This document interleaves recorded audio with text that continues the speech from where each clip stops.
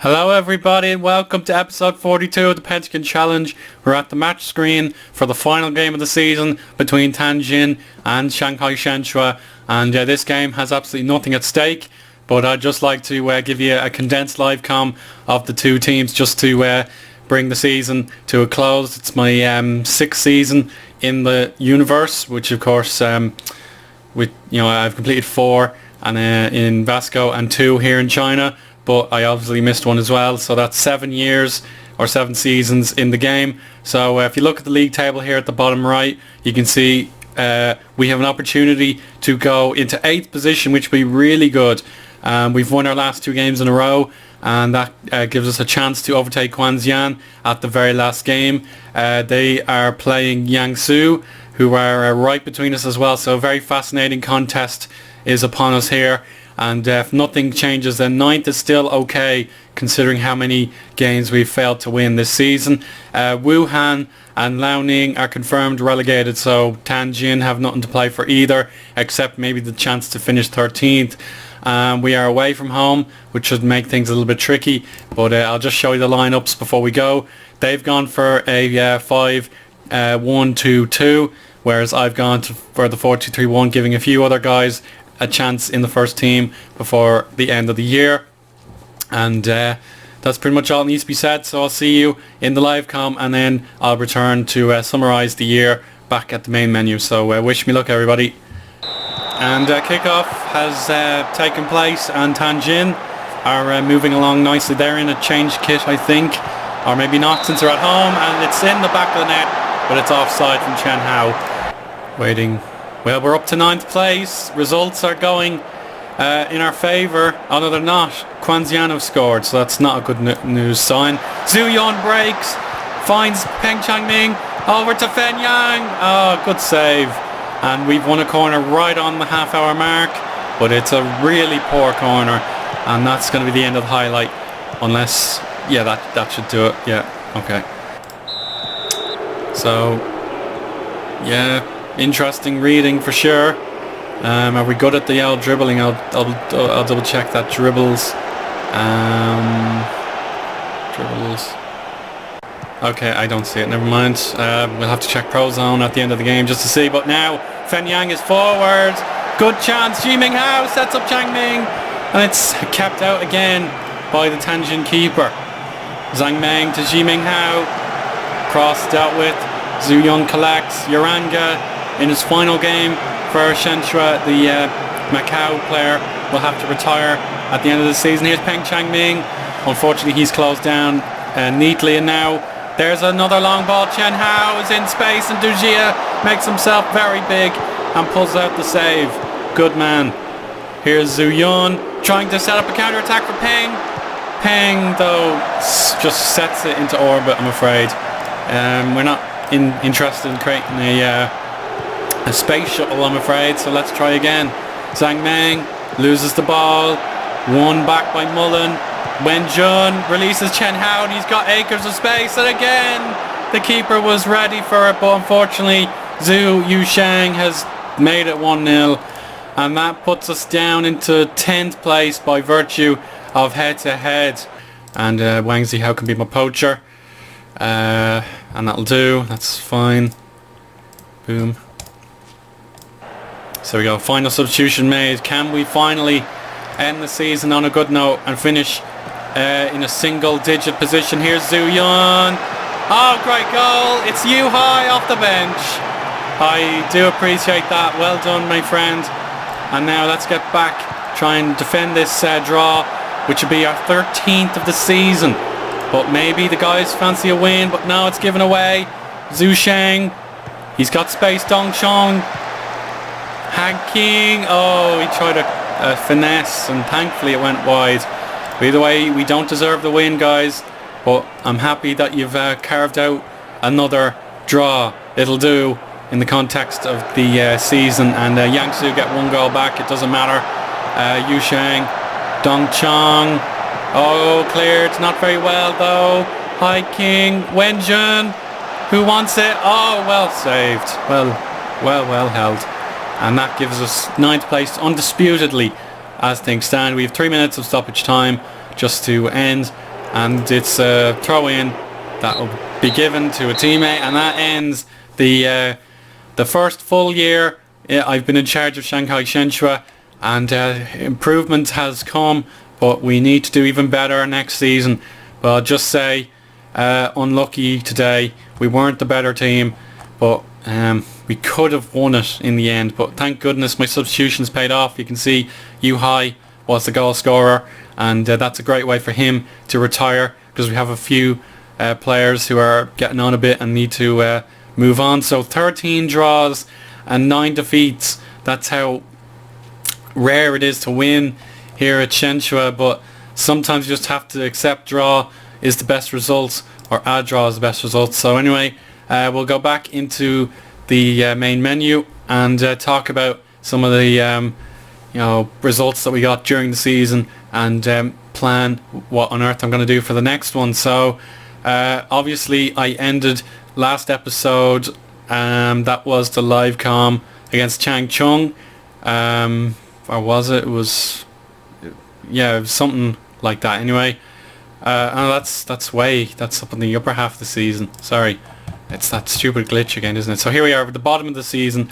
So against Changchun, we got that 2-2 draw with the late goals scored in deep into the in the second half.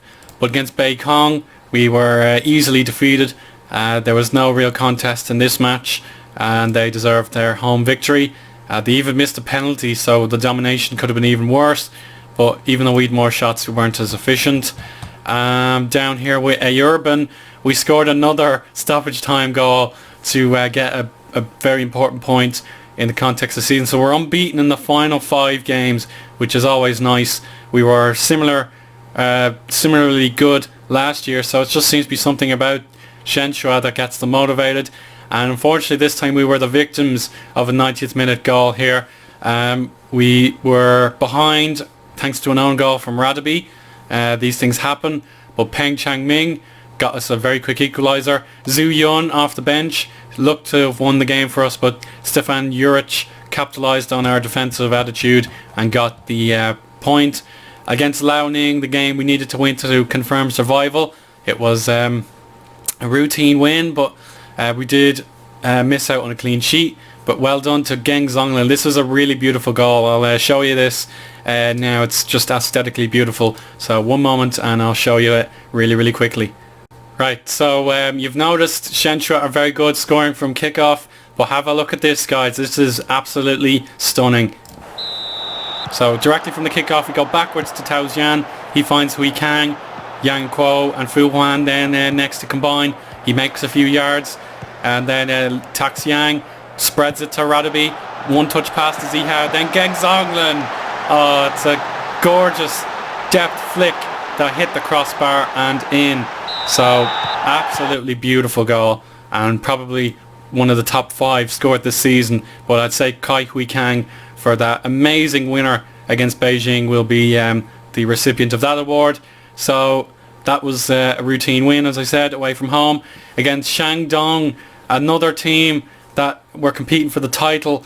We just have a knack of beating the big teams when it matters, and this was no exception. With Wang Zihao scoring in the 20th minute, then we gave away a goal straight away. Geng Zonglin scored again, then Sun Yonggang, his very first goal for the club, made it 3-1, and then Gao Lin, he's a 35-year-old striker. He got one goal back for the former champions, and that gave us the win as well. But unfortunately, as you just saw, we were held to that draw against Tianjin. We didn't deserve much out of the game, but I'll take whatever we get. So Zhu Yun was the assistant, and his partner on the opposite flank, Yu Hai, scored his last ever goal as a professional footballer here in China. So the Super League wraps up looking like this. Guangzhou are the champions for the first time since 2014, when the game takes over from the real universe. Shandong won it 5 times in a row. Guangzhou were runners-up last year to Shanghai, and this year roles have reversed. So there are 3 undisputed kings of the league. But you look at Shenhua in 2018 finishing 3rd. We're now just a few years away from that, and it looks impossible for Shenhua to be competing for titles, considering how rarely we win. We need to be winning 20 games a year to stand any chance of winning the league. You can see Shanghai did it as well. Shandong, 24 wins, 18 wins and 23 wins. So that's the kind of target you want to reach.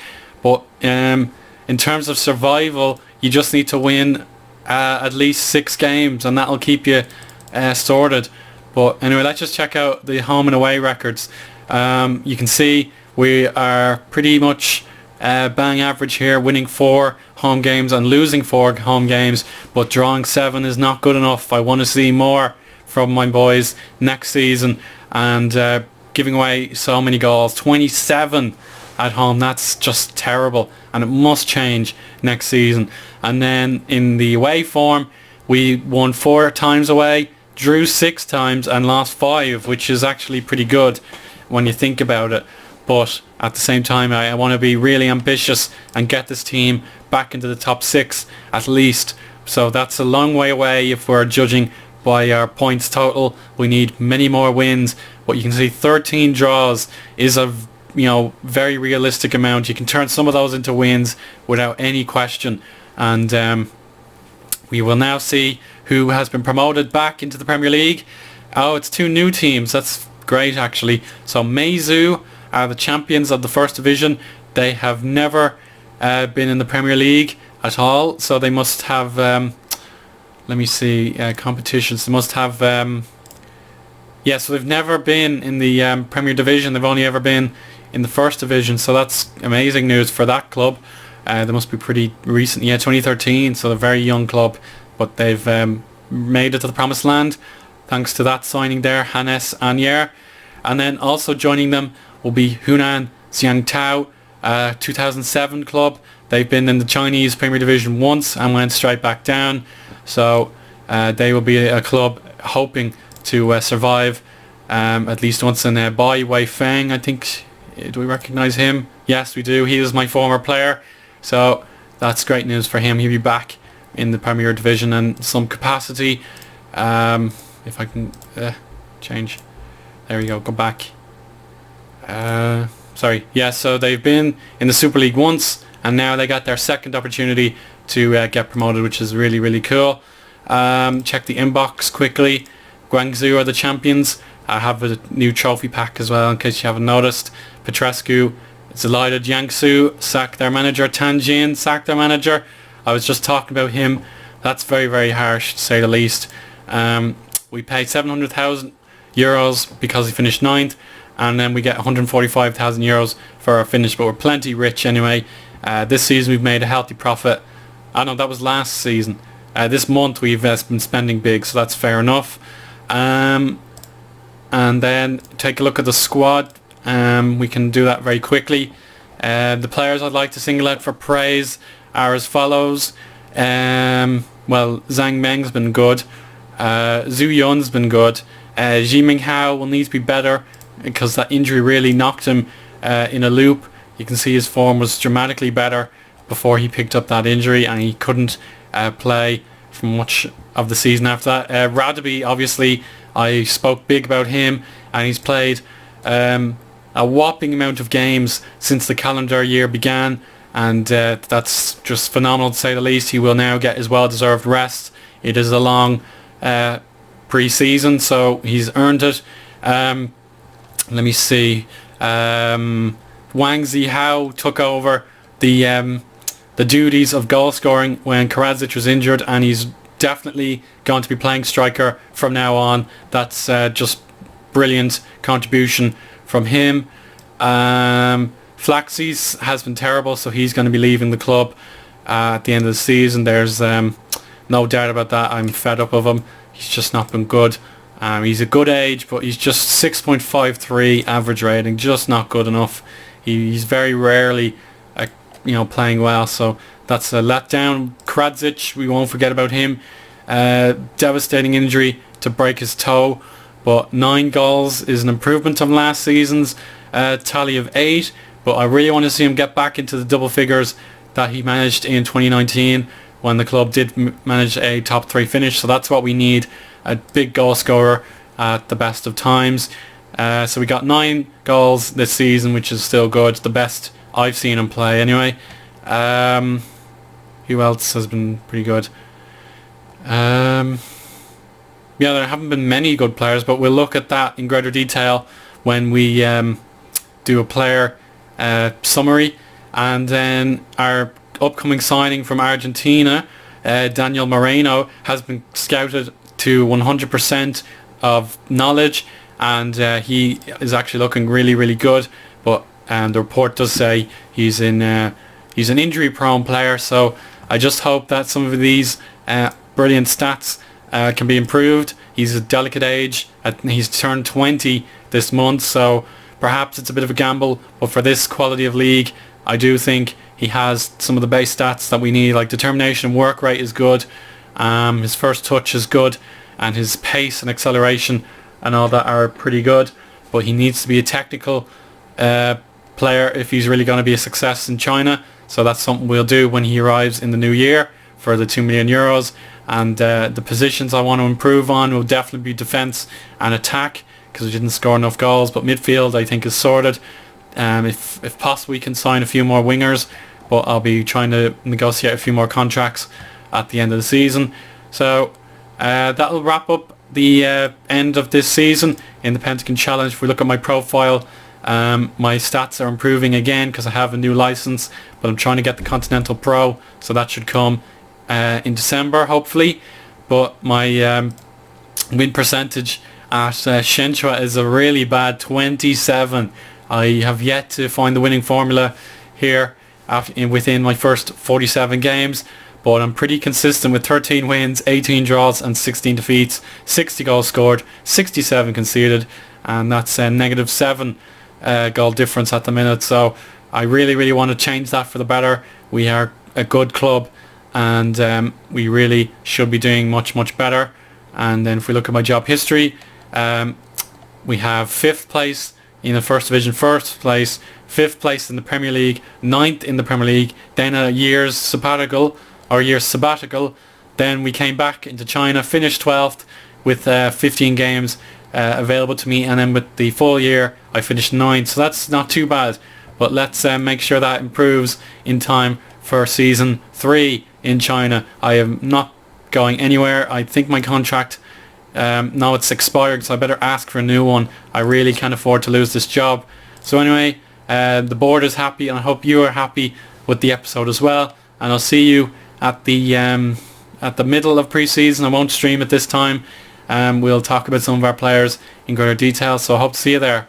Hope you enjoyed. Bye.